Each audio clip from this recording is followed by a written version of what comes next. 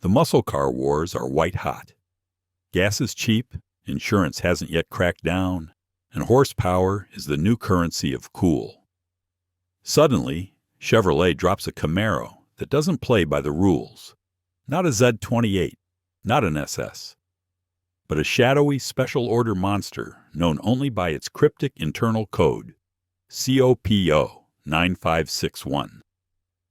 This was the Yenko Camaro, armed with the Corvette's fire-breathing 427 big block. Barely street legal. Practically a factory race car hiding in plain sight. The catch?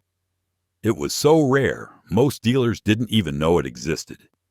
Today, we're unlocking 20 of the strangest, most shocking, and most forgotten facts about the 1969 Chevrolet Camaro COPO 427 Yenko. And wait until you hear why number 1 nearly vanished before it hit the streets. The 1969 COPO 427. Yenko Camaro is a legend, but also a ghost. Less than 1,000 were built, and every single one was born out of loopholes, backdoor deals, and Don Yenko's relentless push against GM's corporate limits. We're about to count down 20 weird facts that prove why this car still stuns collectors and gearheads alike. Which means, buckle up, subscribe if you love uncovering muscle car mysteries, and let's hit the throttle. Number 20. The COPO was never supposed to exist. Chevrolet had a strict rule in the late 1960s. No engine larger than 400 cubic inches in a Camaro. The intent was to protect Corvette sales and avoid lawsuits over too much power in small cars. But here's the kicker. A little-known ordering loophole called COPO, Central Office Production Order. Let dealers bypass those limits. COPO was originally meant for things like taxis, police fleets, or oddball paint schemes. Don Yenko saw it as a golden ticket. In 1969, he cracked the code. By filing COPO 9561, dealers could sneak the 427 cubic inch L72 engine, 425 horsepower on paper, more like 450 in reality, into the Camaro. That meant buyers could stroll into a dealership and leave with a car that would obliterate just about anything on the street. Collectors today know to spot COPO 9561 by the absence of typical SS or Z/28 badging. It looks understated until the hood goes up. And if you think GM's rules were strict, wait until you hear how number 19 shows dealers breaking them even harder. Number 19. Yenko wasn't the only player. Here's the twist. When people say COPO Camaro, most imagine Yenko. But Yenko didn't build them all. In fact, several other dealerships used the COPO 9561 pipeline. Baldwin Motion in New York, Berger Chevrolet in Michigan, and even Scuncio Chevrolet in Rhode Island jumped in. Each dealer added its own flair. Baldwin Motion would bolt on headers, tune the carbs, and guarantee quarter-mile times. Berger became famous for quiet sleepers that looked stock but ran like drag cars. Yenko's twist? Custom striping, SYC, Super Yenko Camaro badging, and a package he could market nationwide. The result is collector chaos today. Not every COPO 9561 is a Yenko, but Yenko's branding turned his cars into icons. A genuine Yenko now commands prices at auction that soar past $400,000, while non-Yenko COPOs, though mechanically identical, can be half that. Spotting the difference? Look for Yenko's signature stripes, the SYC headrest embroidery, and paperwork tying it to Yenko Chevrolet in Canonsburg, Pennsylvania. But if multiple dealers built them, how did Chevy's own plants manage? That's where number 18 gets bizarre. Number 18, built in just 2 plants. Despite being a national phenomenon among collectors, the 1969 COPO 427S's came from only 2 GM plants, Norwood, Ohio, and Van Nuys, California. Production records suggest most Yenko COPOs came out of Norwood, with Van Nuys supplying a smaller batch, primarily for the West Coast. Here's the kicker. Differences between the plants created tiny tells for restorers today. Norwood cars had unique trim tag fonts, slightly different weld marks, and certain inspection stamps. Van Nuys cars sometimes carried California emissions tweaks, even on 427s, which were technically not intended for smog states. For collectors, plant ID isn't just trivia. It can make or break authenticity. Spotting the correct plant codes on the coal tag is crucial. But while plant quirks mattered, the real heart of this beast was under the hood. And number 17 proves the numbers were sneakier than Chevy admitted. Number 17, rated at 425 horsepower. But a lie. Chevrolet officially rated the L7247 at 425 horsepower. Sounds impressive. But the twist? Most dyno pulls showed closer to 450 to 460. Why the fudge? Insurance companies. By underrating output, Chevrolet made it easier for buyers to get affordable coverage. The L72 itself was a monster. Forged pistons, solid lifter cam, 11-to-1 compression, and a Holley 780 cubic feet per minute carb on an aluminum intake. It wasn't exotic, it was brutal. Quarter-mile tests from the era confirm it. Magazines clocked COPO Camaros at 13.1 seconds, bone stock, on skinny bias-ply tires. With headers and slicks, 12s were easy. Today, collectors drool over the original L72 block stampings, casting number 3963512 with high perf pass marks. Missing those numbers? The value plummets. And yet, horsepower deception was only one cover-up. 16 shows a secret option even fewer knew about. Number 16. COPO had a secret sister, COPO 9560. Most fans know COPO 9561, but here's the deeper cut, COPO 9560. This was the aluminum block ZL1427, a race-bred engine derived from Can-Am Corvette programs. GM built just 69 of them in Camaros, street legal in name only. Each ZL1 added nearly $4,200 to the base price, effectively doubling the cost of the car. Unsold examples reportedly sat on dealer lots for months. Today, a genuine ZL1 Camaro can hammer for over $1 million. Collectors spot ZL1s by their unusual block casting, with winner's snowflake logo and paperwork, but many were converted to race duty, making survivors ultra-rare. The kicker? COPO 956, 1 and 9560 ran side by side, and both only existed because dealers gamed the system.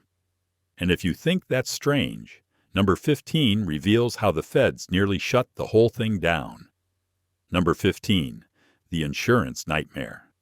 If horsepower didn't kill the COPO, insurance almost did. By 1969, insurers had wised up. They started using horsepower-to-weight ratios to jack premiums. A Camaro with 427 cubes under the hood? That was red flag central. Young drivers, exactly the COPO's target audience, were suddenly quoted sky-high rates. Here's the kicker. Many buyers reportedly used tricks to hide what they had. Some registered cars as lower output SS396. Others leaned on friendly insurance agents who looked the other way. Dealers even offered paperwork sleight of hand, marking COPOs as fleet specials to sidestep scrutiny. Still, stories of teenage owners wrecking cars within weeks piled up. The result? Fewer COPOs survived intact. Collectors today believe the insurance squeeze helped keep production numbers low, which ironically makes them more desirable now.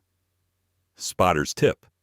Factory paperwork will sometimes show Special Order 9561 without calling out 427. reflecting that hush-hush insurance workaround. And if you think insurance was tough, wait till you see how NHRA racing politics shaped number 14. Number 14. A drag racing homologation tool. The COPO Camaro wasn't just built for the street. It was a Trojan horse for the drag strip. Chevrolet insiders, working quietly with Don Yenko and others, pushed COPO 9561 to get the L72 Camaro legalized for NHRA superstock racing. Why? The NHRA required at least 50 cars to be factory-built to qualify. With COPO 9561, Chevrolet could sneak a 427 Camaro into competition without publicly breaking its no big block rule. And it worked. COPO Camaros dominated superstock eliminators in 1969 and 1970. Racers like Dick Harrell and Bill Grumpy Jenkins squeezed quarter-mile times into the 11-second zone. Serious territory for factory muscle. Collectors today still hunt for X-Race COPOs, though many were cut up, tubbed, or blown apart at the strip. Surviving drag-prepped examples carry scars, but those scars now add value. But racing glory came at a cost, and number 13 proves how strange dealer politics got. Number 13. Dealers at war with Chevrolet. Here's the twist. Chevrolet corporate wasn't thrilled with COPO dealers. Executives feared lawsuits, bad publicity, and Corvette cannibalization. Some higher-ups even tried to block Don Yenko from ordering more COPO 9561S, citing liability. But Yenko had leverage. He was already a successful Corvette racer and dealer with connections inside GM. By banding with other performance-focused dealerships, he made it harder for Chevrolet to shut the program down without alienating multiple sales regions. Period rumors suggest Chevy quietly limited certain color or trim combinations to slow COPO orders. Others claim they even misrouted orders, forcing dealers to fight paperwork wars just to get allocations. Collectors today? They drool over any car with original Yenko sales invoices. It proves the car survived that political tug-of-war. And yet, paperwork isn't the only clue. 12 shows that some cars carried physical differences outsiders rarely notice. Number 12. Hidden under-the-skin differences. The COPO 427 wasn't just an engine swap. It carried subtle chassis upgrades, too. Chevrolet engineers feared the standard Camaro couldn't handle 450 horsepower without braking. So COPO 9561 quietly included F41 heavy-duty suspension, a 4.1 positraction rear axle, and a heavy-duty cooling system. But here's the kicker. None of these were labeled on the car. To a casual buyer, it looked like a plain Camaro with maybe rally wheels and a cowl induction hood. Only insiders noticed the beefier sway bars, stiffer springs, and special radiator setup. Restorers today use these hidden details to authenticate real COPOs. Missing the correct radiator tag or rear-end code? Chances are it's a clone. Even more shocking, number 11 reveals a cultural twist. Some COPOs live double lives as undercover police cars. Number 11. Rumored police interceptors. It sounds like urban legend, but several period reports suggest a handful of COPO 427 Camaros ended up in law enforcement fleets. Allegedly, departments in Pennsylvania and Ohio ordered them under COPO, disguising them as special pursuit cars. Why? Because highway patrols were struggling to keep up with big block mopers and street racers. A stripped-down Camaro with 427 cubes could run down just about anything on the road. The twist? These cars were reportedly painted in plain Jane colors, with dog dish hubcaps, no stripes, and full police radios inside. Imagine a Camaro Yenko killer hiding in a sheriff's motor pool. Proof is thin. Most were likely scrapped after service. But collectors whisper about surviving cars with police paperwork. If verified, they'd be unicorns of the Camaro world. And if that surprises you, number 10 flips the story, because some COPOs were even weirder when shipped overseas. Number 10, export oddities, the COPO abroad. Most muscle cars lived and died on U.S. asphalt, but a handful of COPO Camaros reportedly sailed overseas. Why? Certain dealers had connections with Canada, Europe, and even South America. These export COPOs weren't just curiosities. They were engineering puzzles. Canadian cars required kilometer-per-hour speedometers and metric odometers. Rumor has it that some COPO 427S shipped north wore unusual trim tags showing bilingual labeling.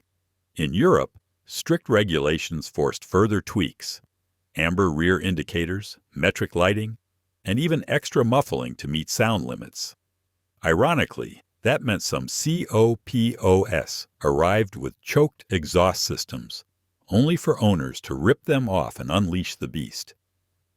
One of the strangest tales is the COPO sent to Switzerland, where a collector claimed it was badged incorrectly as a 396 to pass import duties. If true, that makes it a unicorn hiding in plain sight. Collectors today search for export tags, oddball paperwork, and unique speedo clusters. An authentic overseas COPO isn't just rare, it's practically priceless because of its fish-out-of-water history.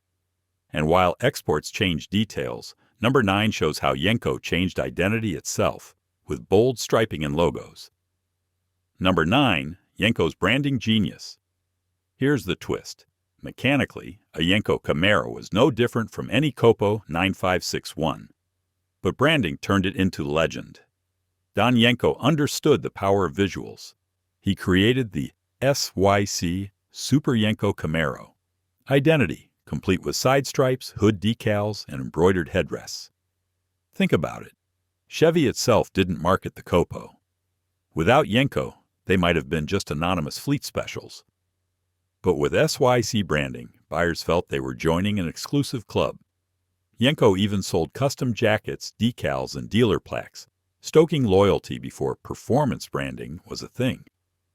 This branding is why today, an authentic Yenko COPO can fetch double the price of a mechanically identical non-Yenko car. The striping is often faked, but real SYC cars have paperwork tying them back to Canonsburg, Pennsylvania. Even the original dealer badges are collector items. The kicker? Yenko's marketing worked so well that people today forget Baldwin Motion or Berger even sold COPOs. He stole the spotlight. And if marketing sold the image, number 8 reveals how Hollywood sold the fantasy. Number 8, the Hollywood cameos. The Yenko COPO Camaro isn't just a collector's dream, it's a pop culture cameo star. Period rumors and later sightings put COPOs in low-budget drag racing films of the early 1970s, and some enthusiasts argue Yenko's branding inspired props in movies long before Fast and Furious glamorized tuner culture. One of the most famous screen moments came much later. A 1969 Yenko Camaro roared back into the spotlight in the movie Too Fast, Too Furious, where Paul Walker's character drives a silver replica. That scene introduced an entirely new generation to the Yenko legend. Collectors today love this connection. Cars tied to Hollywood provenance, screen-used, promotional, or celebrity-owned, command serious premiums. At auction, a Yenko COPO with movie documentation can easily jump $100,000 higher than a regular example. But Hollywood also blurred reality. Many replicas and tribute cars appeared on screen, making it tricky for buyers to separate real from real. The twist? Some collectors now specifically chase screen clones, creating a niche market of their own. And while Hollywood glamorized the Yenko, number 7 uncovers the hard truth about survival rates. 1. Number 7. Survivors are shockingly few. Here's the kicker. Fewer than 1,000 COPO 427 Camaros were built in 1969. But how many survive? Experts estimate maybe 10 to 15% remain intact. Why so few? 3 brutal reasons: racing, wrecks, and neglect. Many COPOs went straight to the drag strip, where they were beaten, blown, or chopped into race-only shells. Others were street raced to death, with 4.1 geared rears grenading under abuse. And then came the 1970s, fuel crises, emissions laws, and insurance hikes, when these thirsty, expensive-to-insure cars were often parked, parted out, or scrapped. The result: original numbers-matching COPOs are unicorns. Most on the market today are either clones, heavily restored cars, or resurrections built around a single surviving block or VIN tag. Collectors use authentication tools like Jerry McNeish's COPO registry to separate real from fake. Provenance, paperwork, and untouched stampings are worth gold. The twist: some believe more genuine cars are still hiding in barns and garages, sleeping for decades. Every few years, one surfaces, rusty but priceless. And speaking of priceless, number 6 reveals an auction twist that shocked the muscle car world. Number 6. Auction records that stunned collectors. While muscle cars fluctuate in value, the Yenko COPO has stunned collectors with its auction records. In the mid-2000s, pristine Yenkos cracked the $500,000 barrier. By the 2010s, a handful of ZL1 COPO Camaros, those ultra-rare aluminum block versions, pushed past $1 million. But here's the twist: not all auction results follow logic. One heavily restored Yenko sold at Barrett-Jackson for nearly as much as a survivor car with paperwork. Meanwhile, a non-Yenko COPO 9561 with perfect documentation, but no flashy striping, sometimes sells for barely half. That market volatility keeps collectors on edge. Do you chase a flashy brand car or an authentic but plainer COPO? Provenance wins, but hype often drives the hammer higher. Spotter's tip: the highest premiums go to cars with both paperwork and untouched stampings on engine, transmission, and rear end. Restamps, even perfect ones, can slash 6 figures off the value. And if auctions proved unpredictable, wait till you hear how number 5 exposes the near death of the entire program. Number 5. The near cancellation scare. Here's the kicker: the COPO 427 Camaro almost never happened at all. Midway through the 1969 model year, Chevrolet corporate reportedly debated pulling the plug. Why? Liability and image. Executives worried about unleashing a factory-built street car that could outrun Corvettes and potentially kill inexperienced drivers.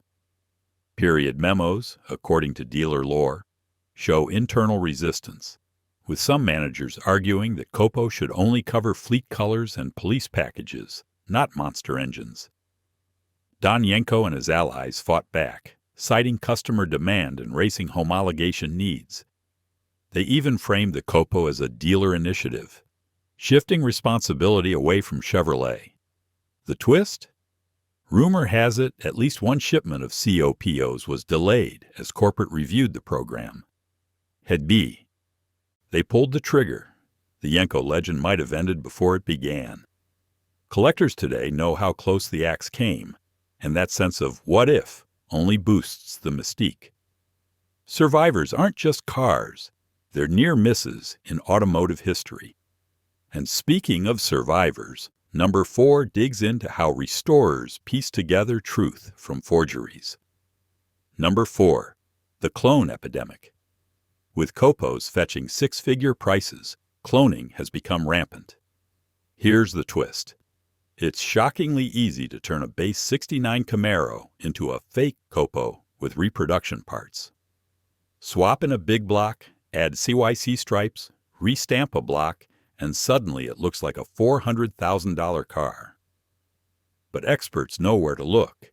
Genuine COPOs have subtle tells: hidden factory welds, specific axle tube stampings, certain heater delete configurations, and build sheets stuffed into obscure places like seat backs. Even the trim tag fonts differ between Norwood and Van Nuys cars.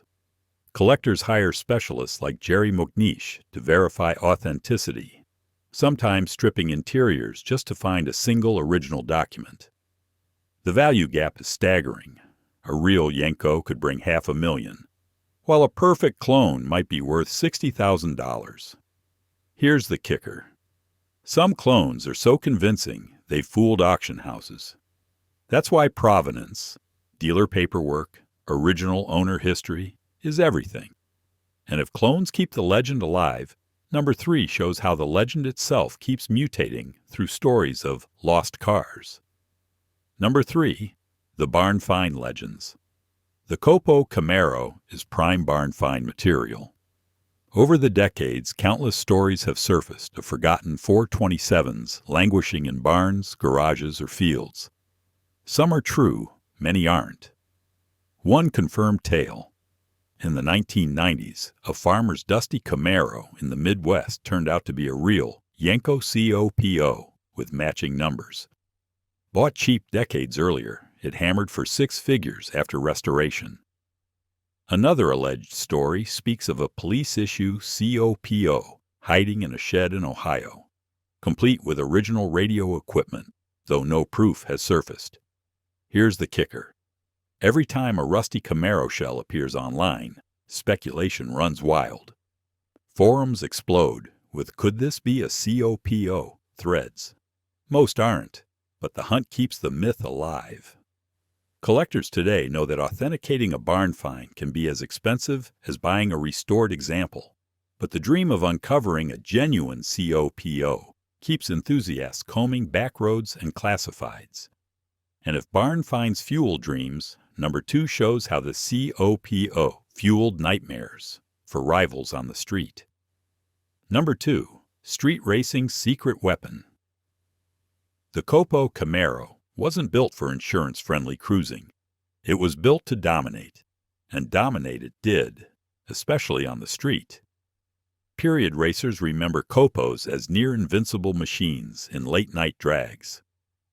With 4.10 gears, solid lifters, and endless torque, they'd leap off the line and leave GTOs, Roadrunners, and Mustangs scrambling. The twist? Many. Owners kept their cars plain-looking to lure victims. Debadged, painted in muted colors, rolling on steel wheels, these sleepers embarrassed plenty of rivals. Word spread fast. If you saw a Camaro pulling hard past 6,000 RPM, it was probably a COPO. Street reputation boosted the car's myth. Even drivers who never owned one remembered that one guy with a Yenko who nobody could touch. Those stories, half fact and half legend, still ripple through muscle car folklore today. But none of this would have mattered if the program hadn't survived a final corporate hurdle. That's where number 1 changes everything. Number 1, the almost lost paper trail. Here's the big reveal. The entire Yenko COPO story nearly vanished because Chevrolet didn't officially advertise it and corporate records were patchy. For years, nobody knew exactly how many were built. Why? Because COPO was a backdoor system.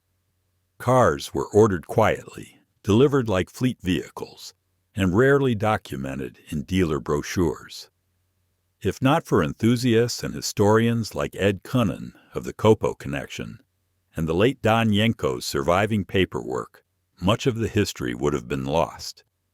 Even more shocking, Chevrolet's central office reportedly destroyed or misplaced many COPO files in the 1970s.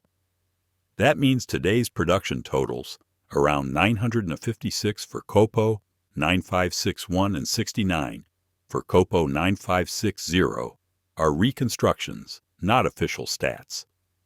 Collectors treasure original sales invoices, window stickers, and Yenko dealer docs because they're not just proof of authenticity, they're fragments of a history that almost got erased. Without them, the Yenko COPO might be nothing more than rumor. And that's the kicker. This wasn't just a car. It was a loophole, a rebellion, and a legend nearly forgotten. The 1969 Chevrolet Camaro COPO 427. Yenko stands as the ultimate contradiction.